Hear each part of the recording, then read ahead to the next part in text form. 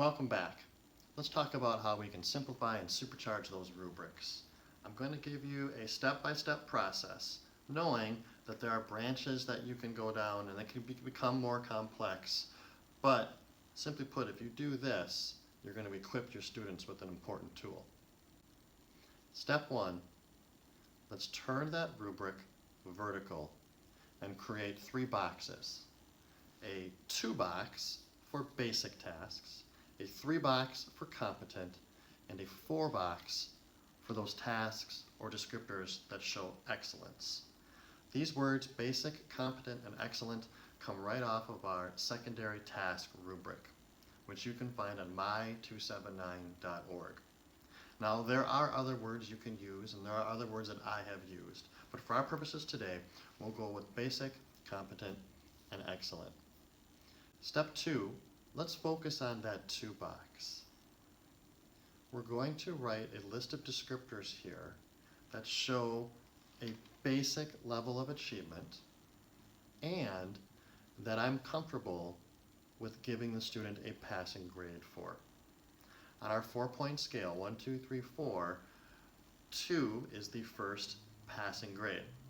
Now I know you can get a 1.5 and get that D minus, and that's passing, but again, I don't want to mess with that right now. We're just going to do 2, 3, 4. Step 3, we're going to write positive indicators. We're going to be very clear about what we want the students to do, not what we don't want them to do. For example, if you want your project or report to have a clear title at the top, then don't write a descriptor that says, a 2 is a title that isn't very clear. No, a 2 is, I have a clear title. That's what I want them to do. Too often on my traditional rubrics, I would start at maybe a 3 and figure out what I want the kids to do, and then I would work backwards. 2, 1, 0, and all of that became various levels of crappiness. I would use words like partial, incomplete, unclear. None of that gets onto my rubrics anymore. We start with the 2, what do you want me to do? From there we can work our way up to the competent box.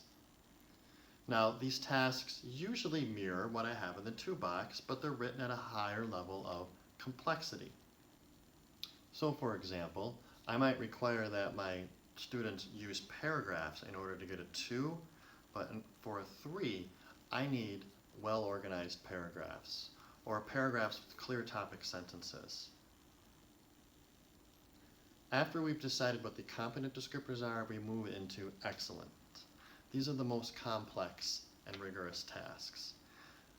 We don't need equal number of descriptors in each box. Very often my 4 box for excellence might only have 2 or 3 descriptors on there. But again, it's very clear to the students what they need to do to get that 4. They gotta fill the 2 box, then they fill the 3 box, and then they can go and get those indicators of excellence completed. Show me that they can do them. Now very often I get a couple of questions here. One question is, what about the 1 box?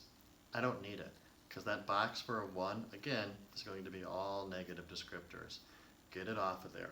Use that space on your rubric for other things. If they're missing something in the 2 box, then I can give them a 1.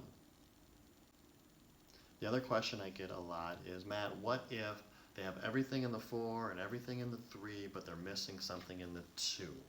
They've shown excellence, but what grade do I give them? They haven't met the basic requirements. I give my students a W, or a work in progress. Basically means, you're not done, go and fix this. If they never do anything, a W becomes a 1. You have not met the basic requirements.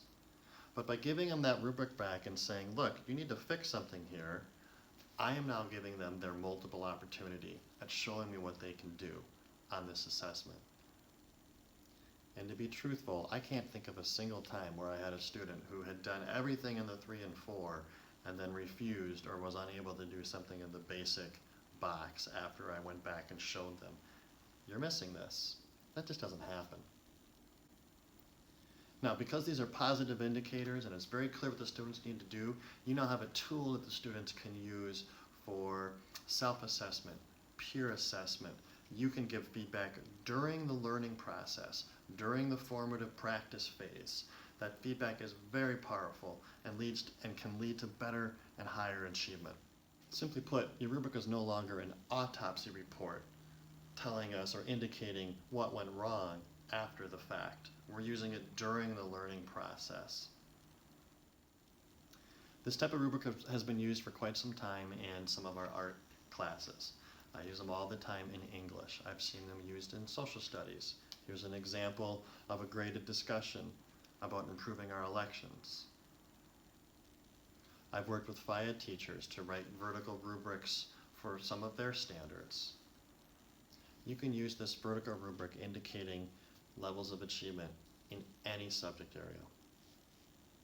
Once again, I want to just stress that I have seen students use these rubrics during the learning process. They are a great tool for formative assessment and for increasing achievement. I really like making these rubrics. I hope you reach out to me if you have questions. I would love to come help you either transform an old rubric or begin from scratch, and I look forward to it. Thank you.